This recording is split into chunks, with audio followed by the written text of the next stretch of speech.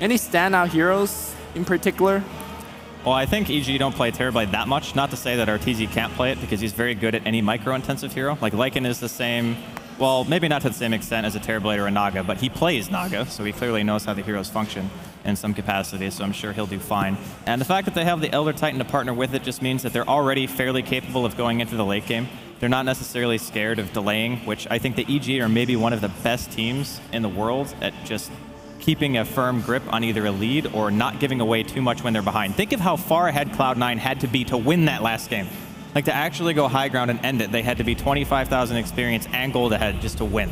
Yeah, well, EG themselves picking up the TB in this game is not really a surprise, as these two teams love running it, both of them. EG played it against Virtus.pro Polar in the second phase, and that was the game where Shirley Finette bought the Divine Rapier, and EG just turtled it out for like 40 minutes. I say turtle, they were controlling the entire map, but still playing that late game. And that's really kind of what discipline. C9 did last game, right? Like, I don't think, I mean, they could have tried to push and use their overwhelming. Oh, C9 executed very well, because they gave no chance at all to recover. Like, they knew the only way we lose is by fighting in the enemy base and losing it really hard in a team fight there. So impressive. I want to talk about this LC pick. Obviously, it's here to get the duels. Overwhelming odds is really good against Terrorblade, but I just feel like having a Batrider for picks maybe are just better. But what if you want to run, say, a farming Legion Commander and a Batrider? Well, you can do both. Why not both, man? Well, the thing is, I don't think I've ever seen Envy play LC. So, no, that's true. So that's why not both? No porque los dos. All right, so EG targeting their bans towards the heroes that are great against Terrorblade, Zeus obviously being one of them. I think that Venge is still very good against TV, as is Jakiro, for the purpose of being able to push on early towers. And then Wisp, obviously, relocate ganks are pretty terrifying no matter who you are. So I like the fact that EG have already very well thought out idea of who they want to play against when they're going to be picking up this TB very early on. And now they're going to get a hero that they played very well for a very long time, and something that Universe might even be tired of by now in the Tidehunter. Yeah, something they didn't have in that game 3, where even if you're very far behind, you could fight around big AoE ultimate to at least make a comeback play. Last game, EG was turret on their base, waiting for the impending doom, right?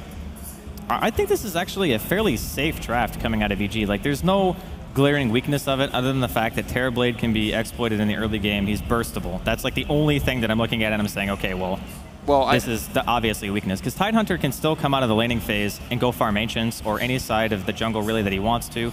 Elder Titan, always strong, seems to find farm in most games. I don't really see anything right now that this is something they can punish. I mean, if it's an ET support, then you have ET Terrorblade possibly in the same lane.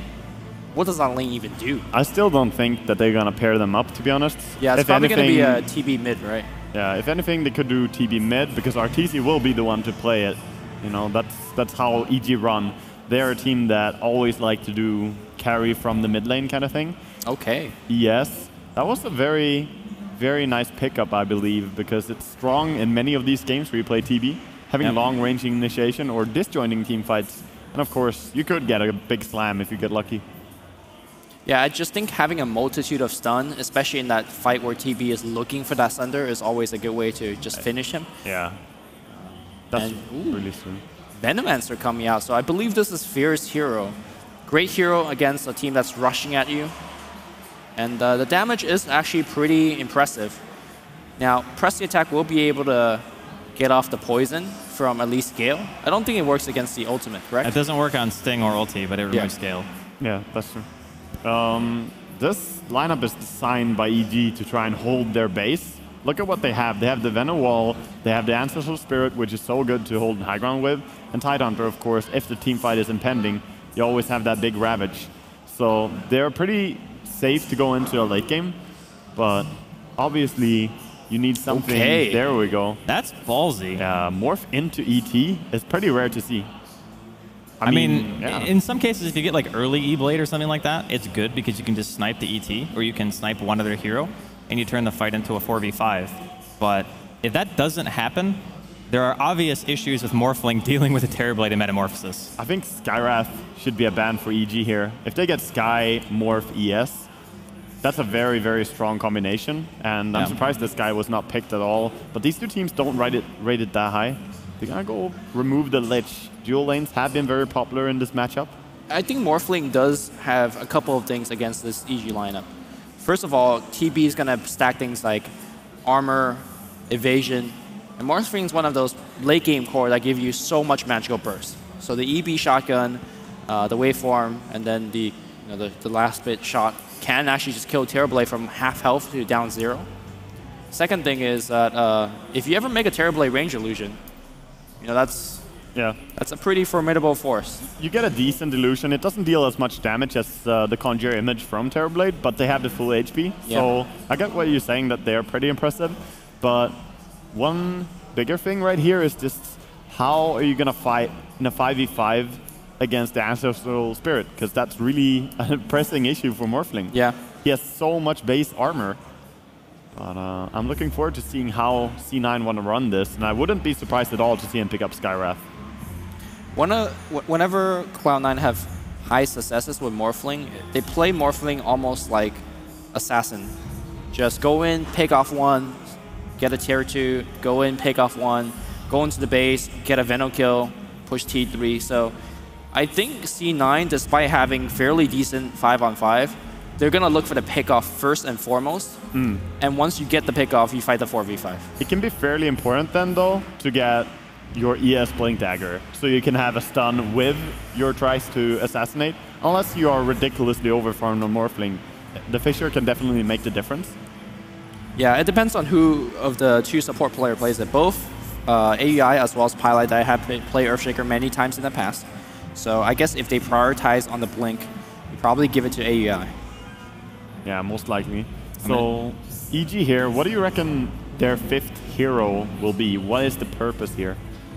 Well, they already have a really good lineup for protecting the Terrorblade. They need PPD's hero. I wouldn't... All right, they're going to go Sky. I was going to say, I wouldn't be surprised to see them pick Witch Doctor again, because it's actually quite good against multiple melee, like LC, Brew, Earthshaker. And Morphling's not really that, that close range, but the Skywrath is a safe pick. It's also a denial from Cloud9, as you guys already mentioned. It would be really nice against Terrorblade in general, and just being able to line up that burst. So they kind of take it away from Cloud9. We'll see what support pick they're going to go for here. And I think they're going to need Aui's hero. Or unless, does he play Shaker? Yeah, they both play Shaker. Okay, so Pilot and Aui play Shaker, so it could be either or. Yeah.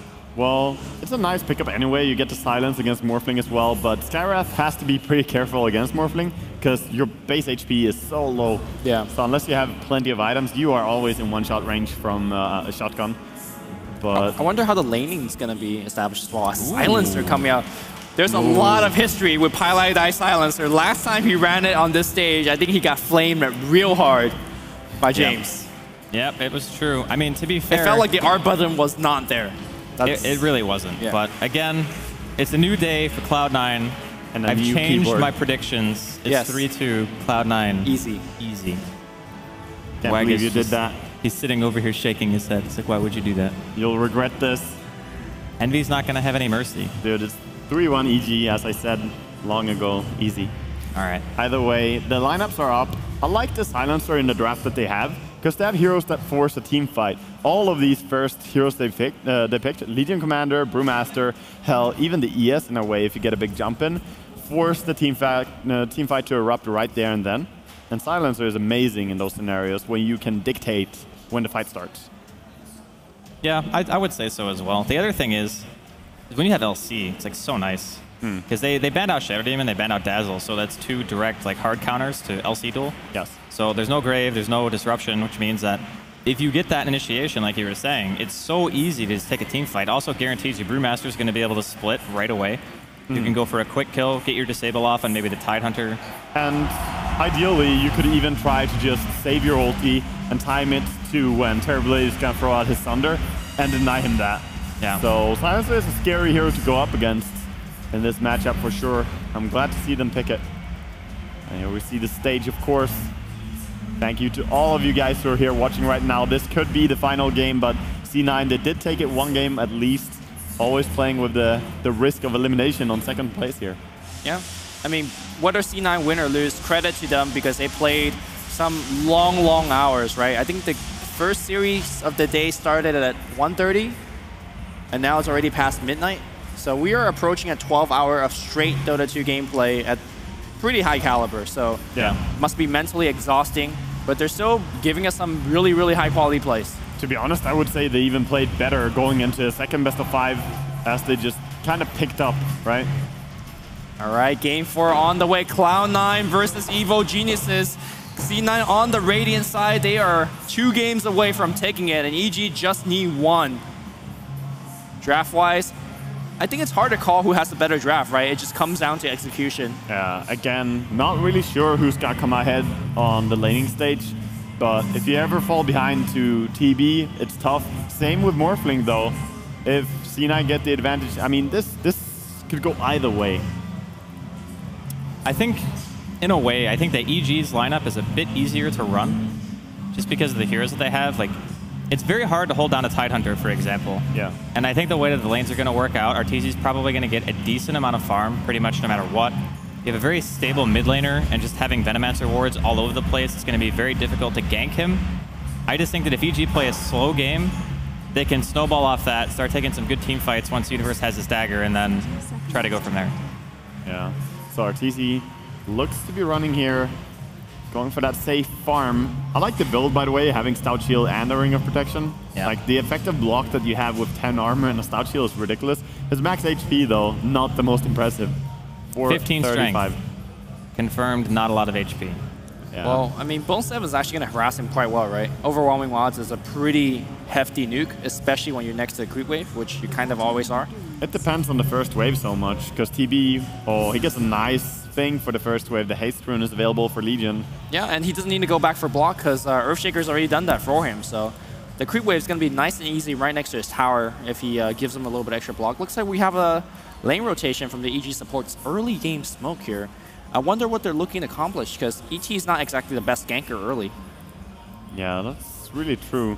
And I'm not always a big fan of these quick rotations here. Wait, here's the thing though. You gotta keep in mind that Morphling does not have waveform. He's a very easily killable hero. I think Silencer is even more, though. Oh, Right? Universe is even holding his skill point. This is really good. Oh, They could Gusha actually first level blood him 1 right is here. gonna be it. They're gonna go on Pylai Die. Guaranteed kill. Yep. Yeah. Punched. Well, they do secure a first blood with it. I think they need to quickly just go up and secure TB's laning now as well. The thing is, I think Terrorblade do okay. Bone 7's giving the right click. No, Terrorblade actually gets crushed against Legion. So you think PPD has to rotate top? Yeah, they need to help him. Like, it would be fine, maybe if it was just 1-7 and he had more regen, but he only has 3 tangos. Yeah. There's also a threat of a Fissure and overwhelming odds at any time. That's true. PPD is making that trek up top. Stop it. Yeah, starting to go up there. Mid lane also, Venomancer is probably one of the most exhausting heroes to go up against as a melee player. That constant harass. It's Seems also PPD one wants to win hero mid. that you don't really blind normally, like Drunken Haze. You think of the matchup against Viper, you want to skill that and just be annoying. You just have mass wards to CS for you, so blind doesn't really do anything. Yeah. That's true. They're running down and meeting here. Skywrath, I mean, he's in trouble. And he's kind of caught between 2 here. He's blocked off. Fata's going to get the clap off. They might actually be able to kill him, but he's actually got insane movement speed. The Concussive Blast buying him some time. Zai's going to be able to walk it off. I mean, we say insane movement speed, but they're 2 snails running next to each other with the clap and concussive. I mean, that was a high-speed chase, all right? Yeah, I won't okay. accept any other term. Okay, that's good.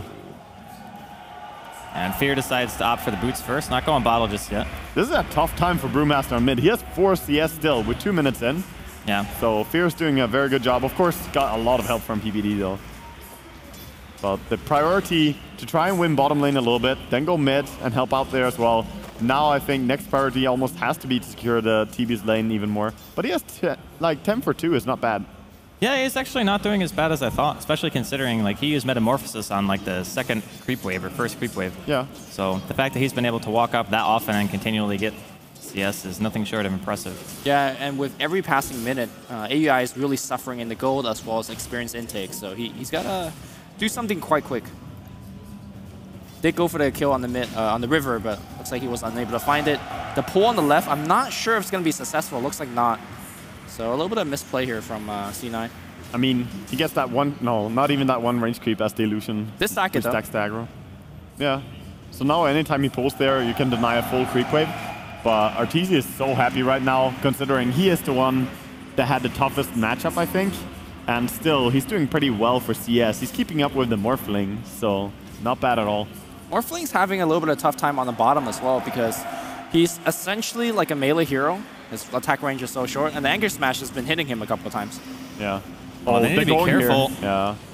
I think Bone7 is in some trouble. He's PPD, nice. Fissure buying him some time, but he's actually almost blocked. He's fighting for the kill. He gets killed by neutrals. Bone7 not getting credit for that one. Here comes one more Arcane Bolt. Zai gets the kill. That's just unlucky. Yeah, that was tough. Yeah. That was a really awkward block. There were so many creeps, and the Fissure actually kept him in place. Yeah, he kind of had to go for the kill there. Gale gonna miss on mid lane. And Fada goes to take the rune, but PPD is there first. Man with the briefcase. In theory, he could have ran away because overwhelming odds gave him so much movement speed. Yeah. But I also think he made a correct choice at taking the fight, but it was just unfortunate how it ended. It was very likely they would kill someone before dying at least, which is what happened, but the neutrals, man, they know how to steal. And that was without a clapper or a satire. Pi might just die here. The clap looks like it doesn't connect. Because of Shadow, the warp block! Pylai die! Welcome to Fear. What a play. Honestly, I think that wouldn't have even been necessary if he just used to stomp a bit sooner. Don't ruin our reality. I'm just saying, like if he stomped like a second sooner, there's no way he could have dodged it. But you gotta go for the cool place. That was, setting up for Fear. Really, EG are pulling ahead though on all of their cores right now. Sure, it's very even between the carries, but look at that mid difference: 33-7 for 13-0. Brewmaster doesn't normally lose their lane, but Zai has done so much work just harassing on mid lane. Yeah, and I mean, really, what do you do against Mass Plague Wards as a melee hero? Even as Brewmaster, you're going to take a ton of damage if you try to walk into like 6 or 7 of them that are usually up at the same time. Yep. It is just so annoying. You don't get any runes because you can't go check for them. Oh, the Gale's barely going to miss. If the Gale hit, that would have been a kill, I think. Maybe. Would have definitely gave him a lot of right clicks. Yeah. I mean, Brew still is very hard to fully commit on to get a kill with just 2 heroes, one of which does almost no burst damage.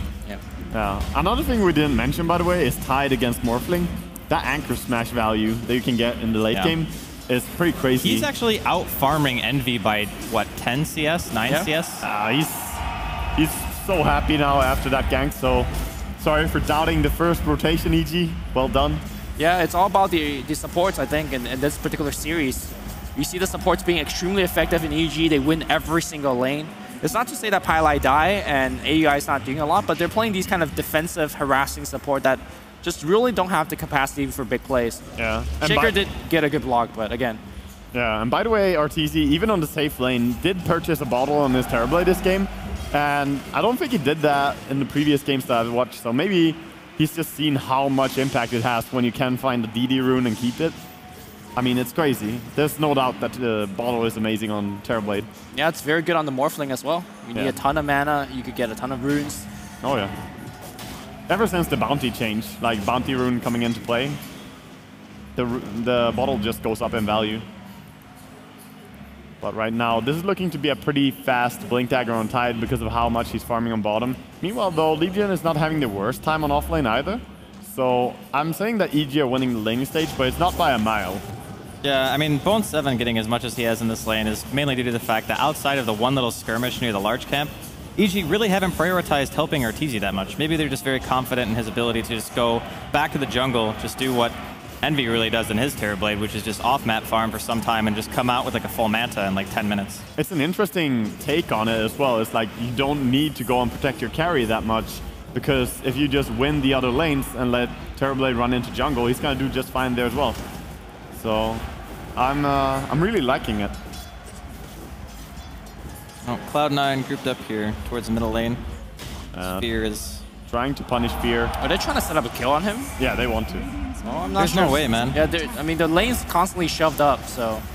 I think they realized that Tide bottom is doing so much against Morphling because they're short range anyway, that they want to switch right now. Like put Morphling mid, send down Brewmaster bottom. Well, the Brewmaster's not going to have any better time.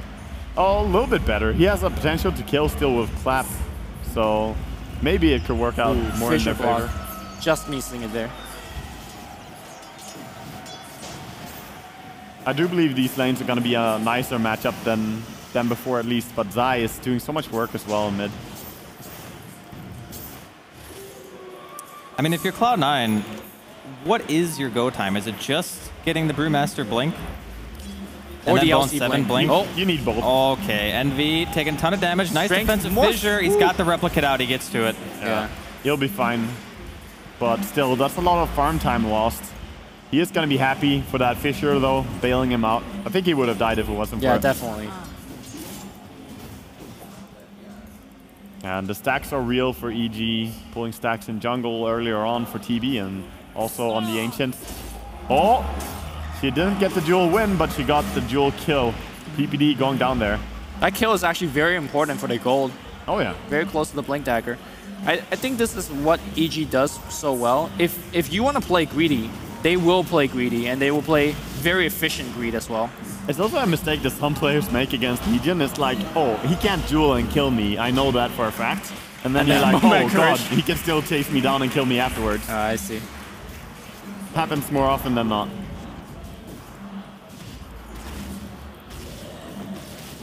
Man, it's a pretty slow-paced game, right? There's only 5 kills in about 10 minutes. I think that still favors EG in a way. The biggest problem I think that they're actually running into is the fact that Zai is so underleveled. Like, normally we see him ahead of PPD, usually having really high farm. It's not that Zai hasn't had an impact. He's still got 2 kills. It's just he's had nowhere to go. Yeah, they kind of switched, to be honest, PPD and Zai's positions, I would say, by giving Elder Titan to PPD in this game. But even so, I guess Zai just felt confident going on Skywrath in this game, and he has had, as you said, a good impact. He's been in every single kill, so not taking anything away from him. And PPD is farming, but he's buying wards as well. It's like, even if he does get the farm priority, Zai's like, no, you buy wards. I need gear. Yeah, I guess. So I'm seeing a very interesting way that Envy's playing this mid lane. He's constantly spamming waveform to clear the creep wave, and obviously he's taking a ton of damage from the wards every time he goes in, but every time the replicate is up, he makes an illusion, send it back, and essentially using it as a halfway trip, right? Yeah. Back That's home. how you play Ember, basically. It's really cutting into his gold intake, though. Those teleport scrolls. But he's holding on to a tower. Like, if he doesn't do this, Yeah. he will quickly lose the tower to Venomancer. So it's a very necessary play, and I think it's a good choice. Yeah, Fata is very close to his Blink Dagger as well, so this double blink timing can be actually very, very impressive. Oh yeah. If they can find some good ganks off. EG need to keep close eyes on where the Legion and the Brewmaster are going now, because they should be teaming up and ganking very, very shortly. And free up a lane, of course, for the Silencer probably. And with this first gang, I mean, it's so scary. Okay, this is not gonna work. What a scout. Oh, I mean, are they going to jump in? There's a double damage. Oh. Silence going to come through. They're going to focus on Arteezy, and he cannot get off a Sunder. Wait. Okay, He doesn't pretty have close. Sunder. He does not have Sunder. They're going to just right-click him down. Roshan is not low enough where they can steal it, but they did commit a couple of long cooldown ultimates. They find Fear. They'll bring him down, but there's actually no Boulder Bash. In fact, the Blink Grab's going to come out here. Envy takes a ton of damage. God. He'll have to wave away. That was such a big AoE combination. Can he kill anyone with it though? Yeah, they'll just TP out. I mean, Envy is very close to out of mana. He has nothing now. Okay, he Magic does Stick, get Magic yeah. Stick. I'm really surprised Universe just didn't blink to go kill Bone 7. Like, why not just blink Anchor Smash or Gush, and that's a free kill. He decided to go for the much harder hero. Yeah. In the end, that was EG trying for a big play with the DD rune there. Did not really pay off in the end. Set them back a little bit, but at least they didn't lose a duel to it. Yeah, it wasn't too bad because they also traded a lot of ultimates. And with the ultimate downs, your tier blade is allowed to farm much safely. And much I guess safer, yeah. Terrorblade didn't trade his ultimate, at least. Confirmed Fear true. actually caught out here in the middle lane. Bone 7 comes in. There's the blink duel. Did that do enough He damage? might not get damage, but he'll definitely get the kill. Or the maybe magic not. wand? The magic wand, all right. Okay, he'll survive here. In fact, it might be Fata in a little bit of trouble. He's actually going to reflection on him. He's dead. Very nicely done. Well, nice the Pressy waveform. attack not going to come through here. Arteezy does not have Sunder again. And Envy's diving in for the kill. The Gale's going to come out here. How are these EG heroes still surviving? There's waveform in like 1 second, but he's taking so much damage. What a wave in, but a little bit too short. He had to replicate out and calculate his mana. Yeah, but his team now caught out of position as well. Oh, the silence! Oh, that was such a big play. These are the key kills that you shouldn't give away if you're Cloud9, because there is no Ravage. It was kind of a poor engagement for C9, and they got punished. Yeah, EG taking the better fight, as you say. Did not even have the big ulti available. I don't know. I feel like maybe you should have Sunder. Yeah. Maybe. I Not mean, to say that it would have saved him in that river engagement. Like, he might have still died. Normally, though, you wouldn't be fighting this much. Yeah, that's true as well. I don't know. I think like if you were going to weigh the value of Reflection versus Sunder, yeah, doesn't Sunder kind of win every single time? I think he skilled Reflection because he thought he could get a kill with it, though. So this is more a situational thing. Maybe he wasn't level 9 when they took that engagement before. Yeah. Well, he has level 10 now, has the option to put a point into his Sunder. PPD, he's going to try to clap, and well, the duel comes off. He's actually hitting over the fissure. And the global is going to come out, but they lose this another. Right, well, they don't lose a duel, but they don't win the duel. The Ravage is going to come out. Immediate blink back from Bone 7. The quick fingers are here. Vata's still here, though. The clap's going to come out. The ult's going to be used as well. They want Universe. Yeah, Envy can probably help bring down Universe as well. Yeah, he's going to wait forward. This Fissure's not exactly helping out. He's going to survive because of this. The Boulder Bash is going to come through. They get the kill. Fear might be a little bit trouble here. The Yule's going to bring him up. C9 on the warpath right here, just chasing down. That he should go down. Yeah, the Echo Slam into the right clicks. Well, that Gale, they're though, just missing a ton of damage. The Earth Splitter. What? They take out Envy. PPD. Bone 7's on the run. Here comes a Reflection from Arteezy. They're going to get 2 return kills. All right, being punished hard To make here. that a third, Zai finds Aoi 2000 in the high ground above the river. Yeah, and that's so many kills with you being right in front of a tower as well. That's a quick objective, easy, as Echo Slam is also down. There's nothing to worry about really here. Tower going down, and man, that looked so good in the beginning, but then C9 kind of committed a lot to diving under tower against the Venno, and PPD with the key ulti there. That was the downtown Earth Splitter. That was like from behind the tier 1. Dude, that's the thing though. If you send it from really far away, then it's pretty much instant when you see it. Like, it's very, very short notice. So, good thing to be far away. One thing to point out is that Silencer is actually going for Hannah Midas, which is an interesting spin. You see sometimes like support AA going for an item like this.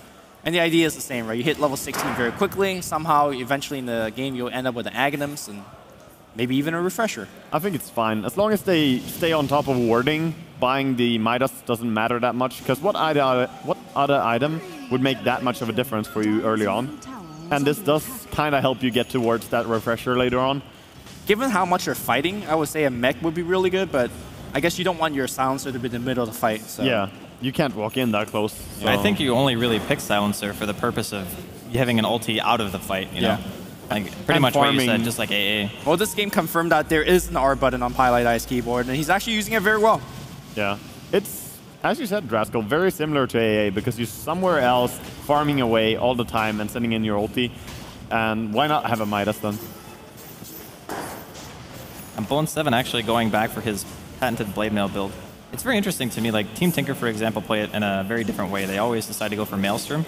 They go carry, though. Like, they put a one-position LC. It's very different from sending it offlane. Yeah, but I still feel as though the item progression still feels overall a bit stronger sometimes. I mean, if you're going all in, the Blade Mail is obviously a good choice. Yeah. Because you're just doing guaranteed damage to whoever you decide to duel. And if that happens to be Terrorblade, for example, then it can pretty much just guarantee that you're going to kill him even solo. But oftentimes, if you don't get kills with it, it kind of stunts your growth as the hero. Ever since the change that you can proc your passives on Legion Commander, I think it's fine to go for Maelstrom, to be honest. Yeah. Oh. I mean, clearly Bone 7 has had plenty of success without Maelstrom, so I'm not going to question it too much. This game, though, he's gotten off a ton of duels, but just no victory. So he's still sitting with 0 damage. And it's always been so close, though, but some duels he rushed to get the duel and did not throw his overwhelming odds first. Yeah. And they could have secured some wins. I'm not going to say it's wrong, though, because if you throw the overwhelming odds first, the enemy might have gone on away, might have, you know, thrown out a spell. I still think it's more important to get off the duel, like just as a stun. Yeah. But maybe with the Earthshaker on the team, maybe you let him stun first. It's tough. It's tough, really. Can't really judge either way there.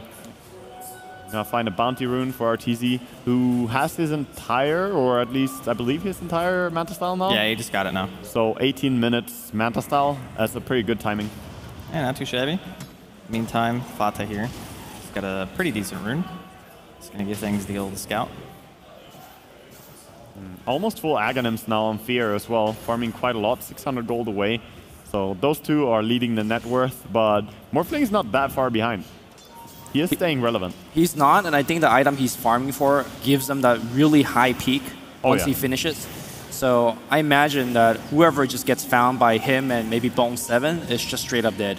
So they got to be somewhat aware, and Fata has that Invis rune, but actually it's a quick, ooh, Envy taking a ton of that Mystic Flare. In fact, he tanks the whole thing. Envy's dropping really low, Envy's dead. Meanwhile, AUI, he could not get off, well, he got off the Echo Slam, but the poison is just really bringing him down. Fierce Venomancer is just doing so much work this game.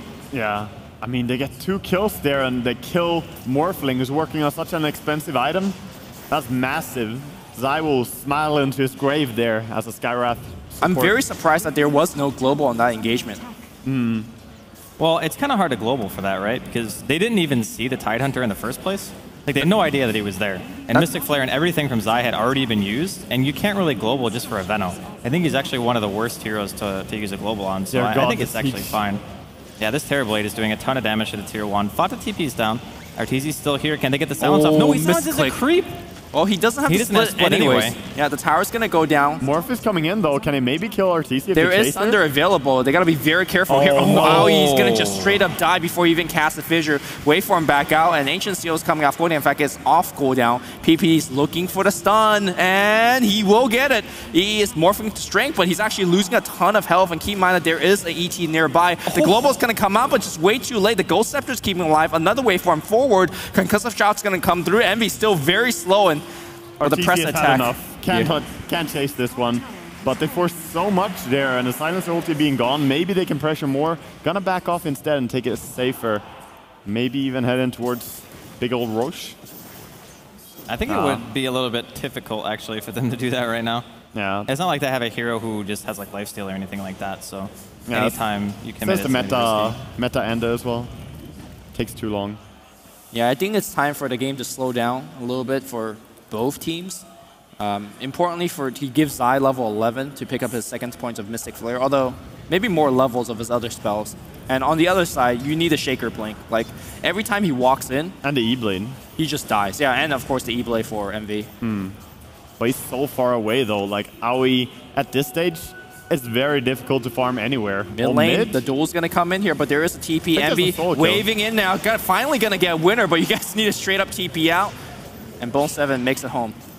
Yeah, he does make it home. The Aghanims is going to hurt him quite a bit, but he's going to be fine here. Removing the Venomous Gale. The heal. In the end, welcome to the winner. 14 damage over on Legion Commander now.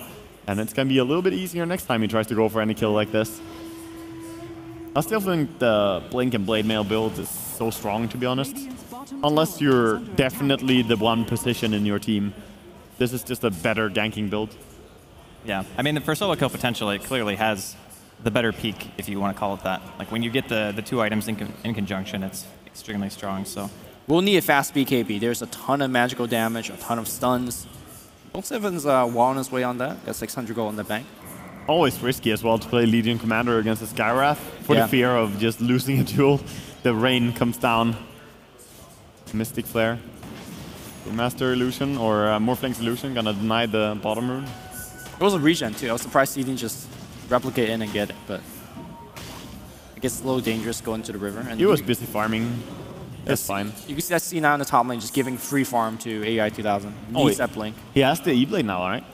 Yes, he does. Yeah. That's pretty quick, considering that he died there on top lane. I thought he would get it maybe like a minute or 2 slower. Maybe they'll show off in a duel fight.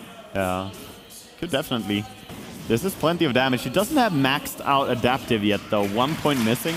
So shotgun is not fully loaded. It's like 90%. I still feel as though like the E-Blade is a really solid pickup for sure. But with Arteezy already having as much farm as he does and having a Manta, it can actually disrupt the E-Blade combo just to be able to Manta. And I'm fairly certain now, because it's a projectile, you can just flat out disjoint it. Yes, you can. So And it's a very slow projectile too. So he's going to be looking for other kills, like maybe kill Zai, maybe kill PPD. But Dude, I'm so impressed by how quickly they did this read. Like, they realized that C9 were going top, and how fast they just made this decision. That's amazing. yeah. Because they did it before, you know, C9 had even smoked that far. Look at where C9 are on the map right now. They're in no place to stop this one. Unfortunately, Roshan, they are doing it so slowly, but I don't think C9's... yeah, it's too slow now for C9. They can't actually capitalize on this. yeah. But that's only, I mean, as you said, it was not the fastest Roche, but the decision-making to do Roche came out so quickly. yeah. I think it was like maybe one of those gut feelings. You know, you see a bunch of heroes missing. The only lane that's pushed out that far is top. And you kind of think, okay, well, that would be the lane that maybe we're most likely to go to try to get farm. So Yeah. overall, though, really nice call. Yeah, indeed. And now, of course, he's protected from the shotgun ES combo at least for a while with the Aegis, and they could even look to be aggressive with it if they want to. I don't think the shotgun combo will kill him. In fact, it'll just drop him low enough for a Sunder. Yeah, like they need more heroes. So I think the most important player in this game right now is Dai. It all comes down to whether he prevents the Venom ult and the Ravage. Because if those two spells lands on 3 or 4 heroes, there's just way too much damage for C9 to take a fight. Well, he definitely has his work cut out for him, but there's going to be so much available soon on EG. I mean, Universe is not far away from getting a refresher. He's extremely farmed over on his Tidehunter. So things are looking pretty scary. And I mean, RTZ still remains higher farm. Like, even Fear has more farm right now than what Envy has. So you have 2 cores on the side of EG that are completely huge. Yeah, how is Universe going to get so much farm rounder? He's also higher than Envy. That's Tidehunter, man. It's just, even if you don't have an amazing laning phase, you're always able to farm anywhere on the map. There is not a camp that this hero cannot kill. He eats it all, man. Easy. I think people really undervalue just how good it is to have heroes like that who deal physical damage, who can clear stacks. Top lane's going to be a solo kill opportunity from Bone 7. Blink to the Rainbow TP comes in, but Bone 7 is committed for the long run. The Global and the TP out. Looks like he'll make it home, I think. No stunts. Well, he forced so many rotations. The silence was not even needed, as you said, no stunts available. He's going to take the HP of PPD and be happy to keep farming, sundering your teammate. Well, it's also good to have full health illusions, right? If you're going to use them to push lanes. Sure. PPD has his Tranquil Boot, so he's going to be happy just walking around. But that was a weird duel to begin with, because if anyone was there, maybe he could have lost that duel, and there was an Aegis. You know, there's nothing really to gain from it, so... Yeah, it was definitely a bit yellow. Maybe it was just a space creation duel, the only thing. Definitely created space, though. Envy immediately gets to his illusion. Yeah, Going back home. tons of it. So this shotgun that has been picked up about 3-4 minutes ago has not really paid any dividends. Not yet, but it's still just a high-value item. So very good agility gain, right? Oh, is Yeah. anybody going to put a body in front of that T2? The clap's going to come through here. RTZ does not have mana for Sunder. And in fact, I think they know that they will bring him down once. And I don't think he go for the second one because the Ravage is looming nearby. In fact, he got picked up by a Storm Tornado, so maybe he can't. He actually disjoints it. The silence is going to come through. Great rescue coming out from Evil Geniuses. Yeah, and they might look to try to turn this, actually, because they know the Bruce Split's going to end here. There's They also have- no meta, though. Yeah, they have Blink Ravage and they have Blink Poison Nova, which Poison Nova does an unreasonable amount of damage at this point in the game. Oh yeah, it hurts. It hurts a lot. No global as well. I think maybe you forfeit the T2. Spam out the wave as much as you can if I you're think Cloud9. so. I think so. Don't really... Well, maybe with the overwhelming odds, they Yeah. could defend. RTC is not that high HP. Envy? Okay, Envy just died. Well, I guess the tower is forfeit then. And he has no buyback, so definitely no way. Again, RTC being in his team is hazardous, man. Hey man, he's got earn charges, he's fine. Yeah.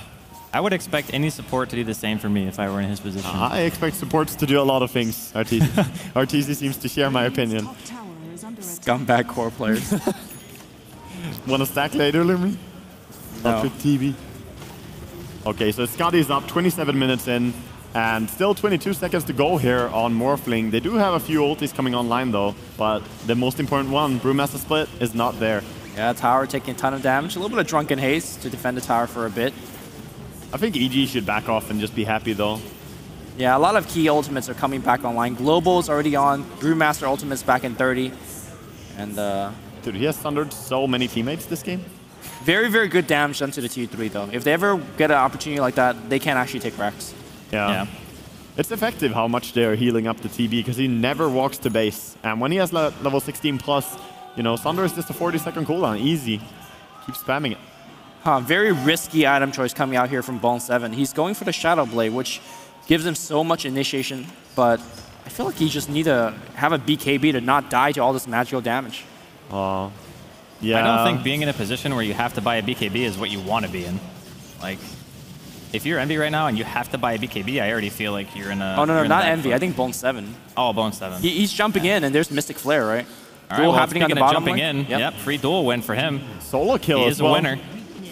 So PPD getting punished a little bit for his split push there, and that was a killing spree as well. Plenty of gold over to the leading commander, happily farming bottom as things are about to change. LTP Wow, out. that blink. What a fast blink. Is the Ravage going to get committed? Looks like not. No.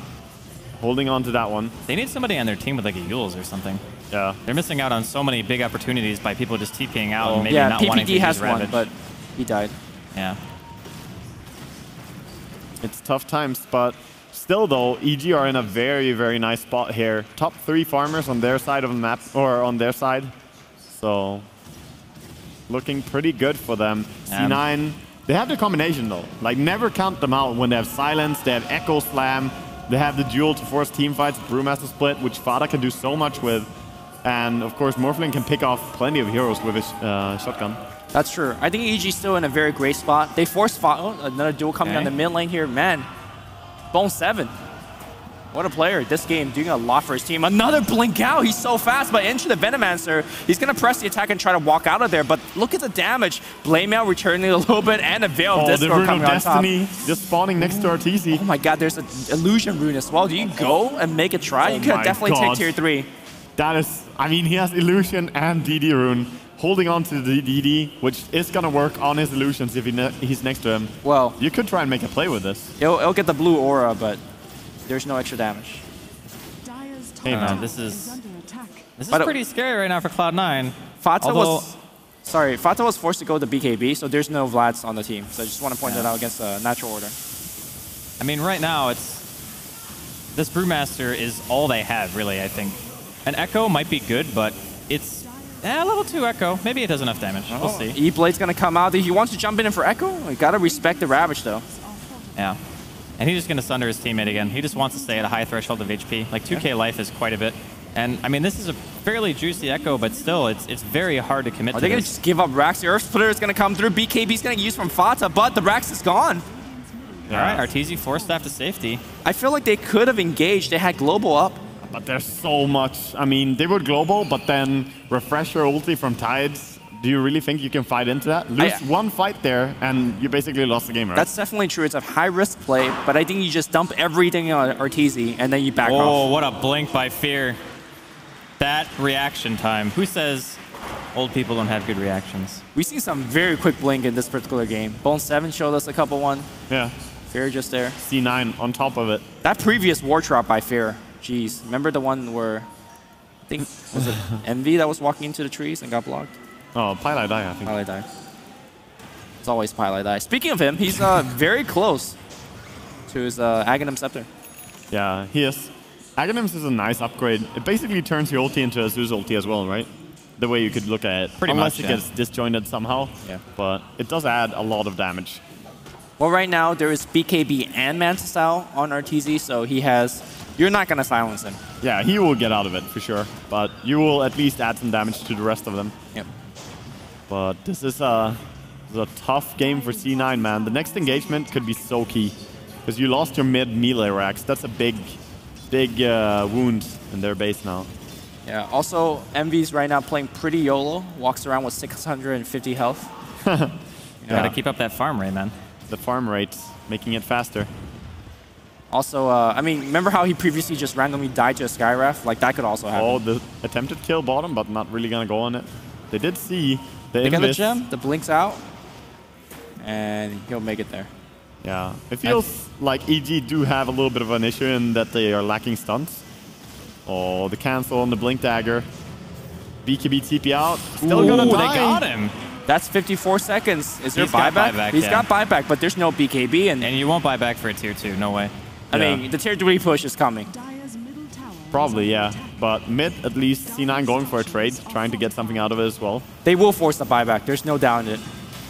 Yeah. They pretty much have to.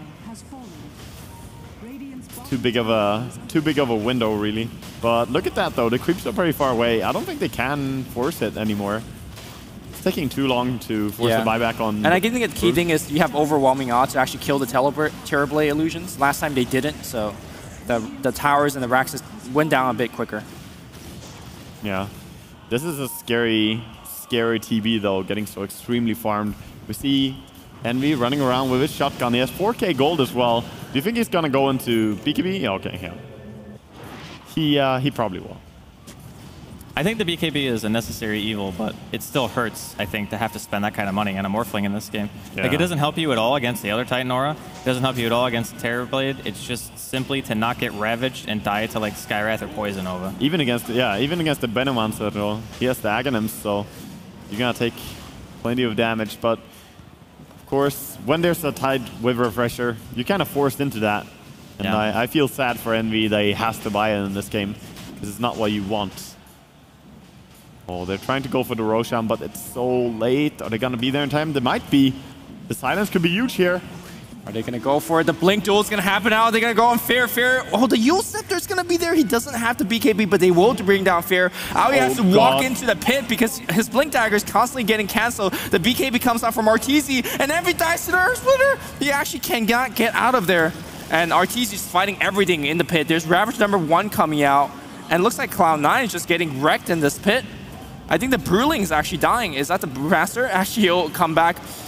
Yule Scepter is going to cancel the TP. They will lose the Earthshaker as well. So that was 3 kills just for the Veno. They didn't get the Roche kill either. Aegis ends up on Arteezy. Is this just the game? Could be right now as the Aegis is still there. I don't see how you're going to hold this. You have no ultis. What do you do as C9 in this case? There's no buyback either, and EG is coming in. They smell blood in the water. This could be the very last game here in ASUS ROG Dreamleague. Yeah, at least I don't think that they can hold bottom racks.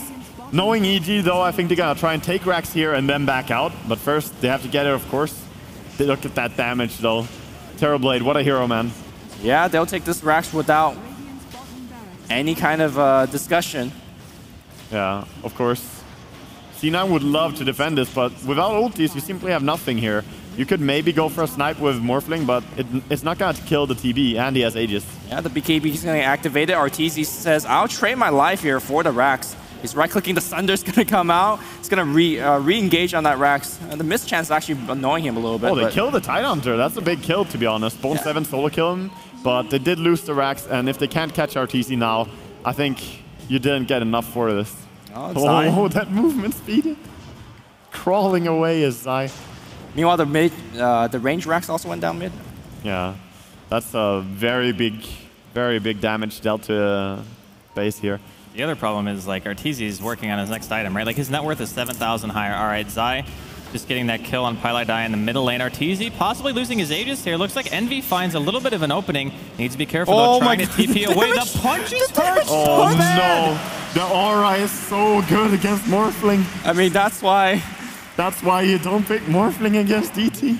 Well, I'm not flaming the pick at all. I'm just saying that is the interaction, right? Yeah, I love the buyback from EG. Double Ravage has not been used yet, or actually Refresher Orbit has been. Yeah. But they have 1 Ravage. Morphling's dead for 40 seconds. Either you force a buyback, and trading buyback from Tide to Morph is great. Well, this or you win the game. GG push, though, because there's a T2 tower top, so this is only to push down mid. They want to go for furiously pinging on Arteezy. Yeah.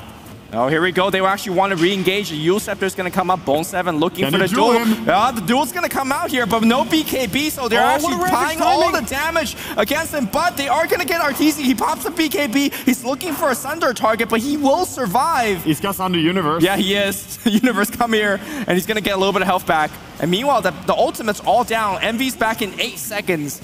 But I'm not sure whether he could bring Arteezy down again. The Brewlings are taking so much damage. They will get one. Brewling Fata gets silenced. No blink out. No BKB. No He's buyback. Also dead. It's Envy against the world. He makes one illusion. That illusion will die very quickly. Shotgun coming through. Arteezy dropping very fast, but he can't actually die. Envy running away right now. Cloud9 is crumbling. EG is about to take Dreamhack. 2014. GG. After a massive win for Evil Geniuses in the Roshan pit, they just steamrolled Cloud9 to a 3-1 victory. Yeah, congratulations to EG. They are the champions after an amazing performance here, just playing so stellar. I think C9 was probably the only team that could take them on in the grand finals. Did manage to claim one win, but congratulations to EG. That last team fight was so heartbreaking. Aoi blinked in on Arteezy right as Universe started to Ravage, and maybe he thought that he blinked late enough to actually bypass the Ravage and then still get the Echo and kill him, but he ended up getting hit and then dying without using a single spell, so unfortunate for Cloud9, that last fight just didn't work out for them. Yeah, but again, EG got pretty good lanes. They won the lanes by a little bit, and if you ever win the lanes by a little bit and you have Terrorblade, I've never seen any team really lose in that scenario. It's such a strong hero if you get an advantage with it. Yeah, of course, Cloud9, I mean, they had a stellar performance here at Dreamhack. Not enough. They did play 9 games in a row. I want to put that out there. That's a lot of games they had. They beat their Kryptonite earlier today, which was Virtus.pro, of course. But EG, the team that really deserves the title, the team that was victorious and is indeed your champion for the ASUS ROG Dreamleague. So that's going to be the first place. And soon we'll actually go to the stage, but we have to set up first. Soon. Yes. So Waga, you're correct. It was a 3-1 victory for Evil Genius. You jumped off the wrong ship. Draskell left me though. I mean, allowed. Did you go with your heart or brains in that? I went with my heart. Yeah. That's what you have to do, You right? fool. You never go with your heart. Never.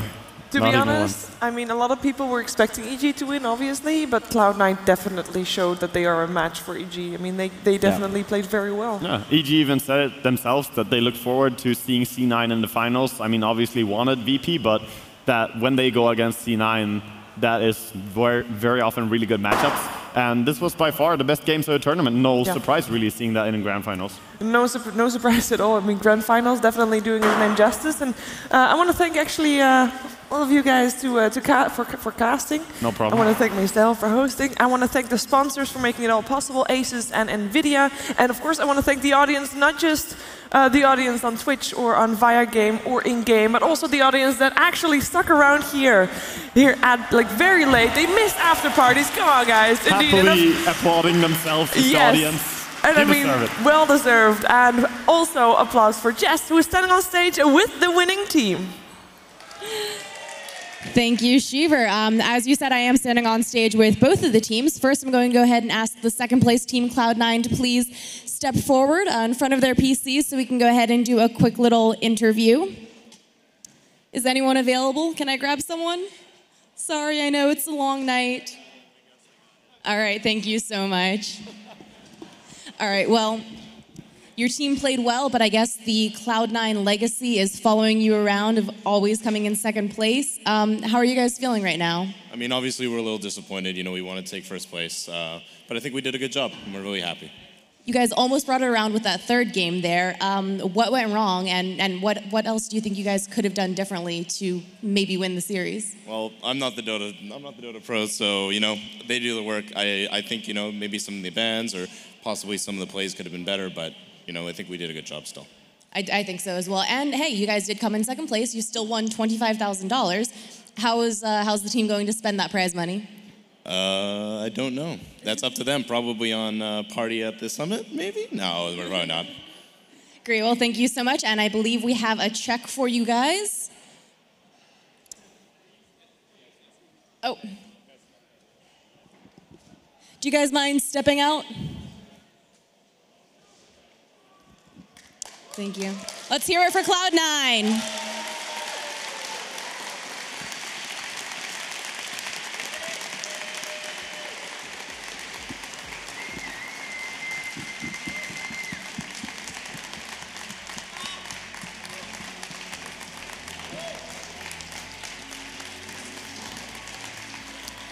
All right, and the winners of the ASUS ROG Dreamleague Season 2, Evil Geniuses. Can I please have you guys step forward and hear from the audience?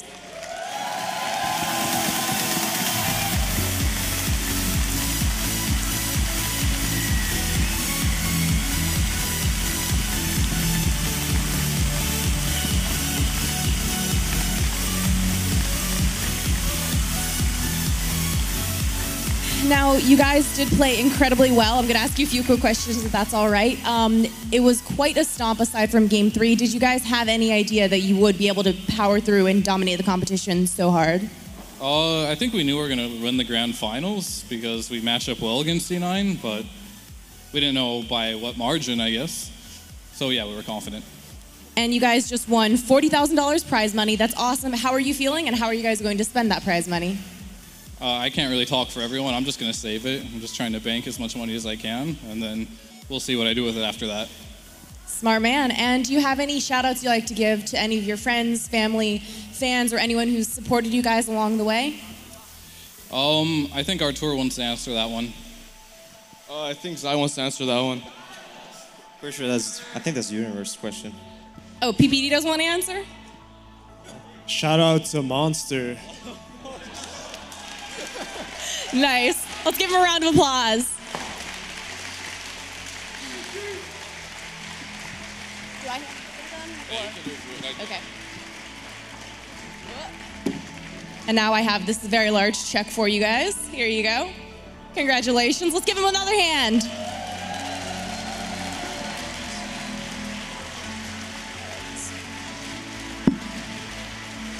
And we have another surprise for you guys. Here you go. Stay here. Sorry.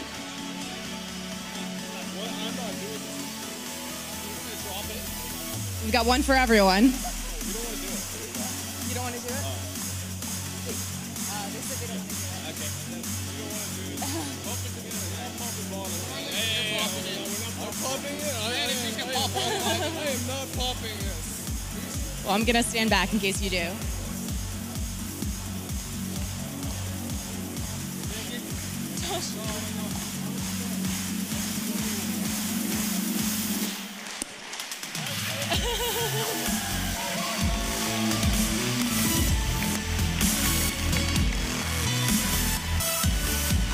And once again, we would like to thank our sponsors, ASUS and NVIDIA, without whom this tournament would not be possible. And we will see you guys for next spring for the ASUS ROG Dreamleague Season 3.